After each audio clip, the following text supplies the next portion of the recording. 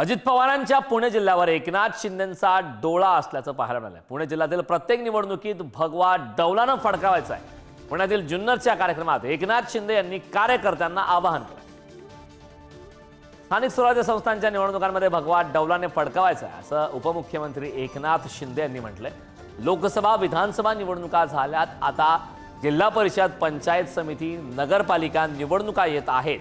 या निवडणुकांमध्ये भगवा फडकवण्यासाठी कामाला लागा। पुण्याच्या जुन्नरमधून एकनाथ शिंदे यांनी यावेळी कार्यकर्त्यांना आवाहन केलं। आपला माणूस ही सगळी आपली माणसं आहेत।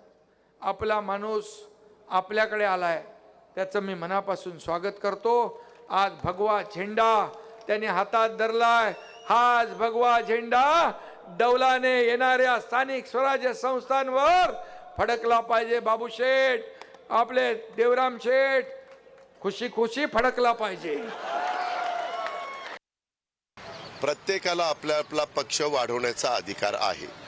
ते शिवसेनेचे नेते आहेत आणि त्याच्यामुळं ते तसं म्हणणार, जाईल तिथं आपल्याला भगवामय करायचं म्हणले ना, तर जनता जनार्दनांच्या मनामध्ये कुणाच्या हातात सूत्र द्यायची आणि कुणाच्या हातात नाही द्यायचे हे सर्वस्वी आहे। आणि त्याच्यामुळं माझी विनंती आहे की त्यांनी त्यांच्या कार्यकर्त्यांना स्फूर्ती देण्याच्या करता, प्रोत्साहन देण्याच्या करता अशा प्रकारची वक्तव्य त्या ठिकाणी केली जातात।